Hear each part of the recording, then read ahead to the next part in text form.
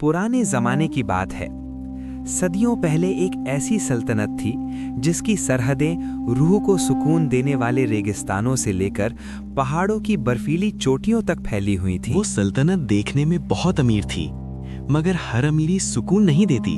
उसी सल्तनत के एक छोटे से कस्बे में सुलेमान नाम का एक गरीब मजदूर रहा करता था।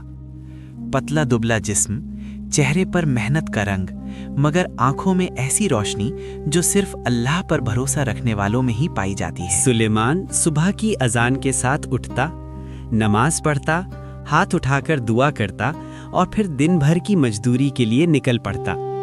कभी लकड़ी ढोता, कभी ईंट पत्थर उठाता, कभी अस्तबल में घोड़ों को पानी पिलाता। जो भी काम मिल जाता उसे बिस्मिल्लाह कहकर कर लेता, क्योंकि उसके दिल में ये यकीन था कि हलाल रोजी में ही बरकत होती है। सुलेमान की जिंदगी में दौलत कम थी, मगर सब्र बहुत था। कई बार ऐसा होता कि दिन भर की मेहनत के बाद भी पेट भर खाना न मिलता, मगर उसके होठों पर कभी शिकायत नहीं आई। वो बस इतना कहता था, जिस रब ने आज दिया है वही कल भी देगा। कस्बे से बहुत दूर उसी सल्तनत का एक शानदार महल था।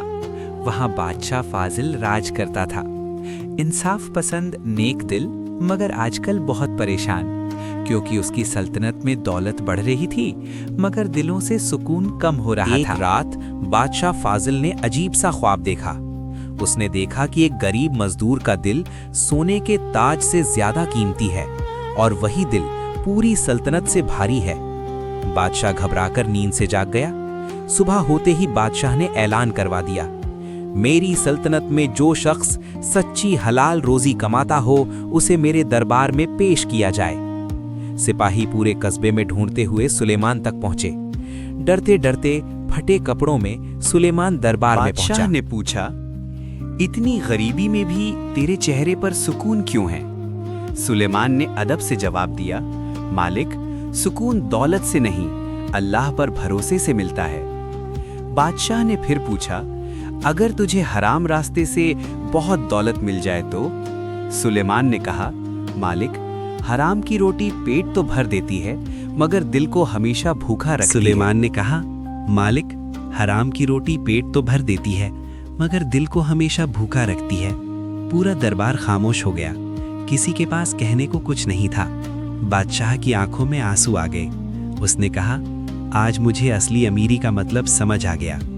बादशाह ने हुक्म दिया कि सुलेमान को सोने की थैलियां दी जाएं, मगर सुलेमान ने कहा, मालिक, मुझे उतना ही दीजिए जितना मेरी ज़रूरत है, बाकी ज़रूरतमंदों में बांट दीजिए। बादशाह ने उसी वक्त सुलेमान को सल्तनत का अमानतदार बना दिया। धीरे धीरे पूरी सल्तनत बदलने लगी।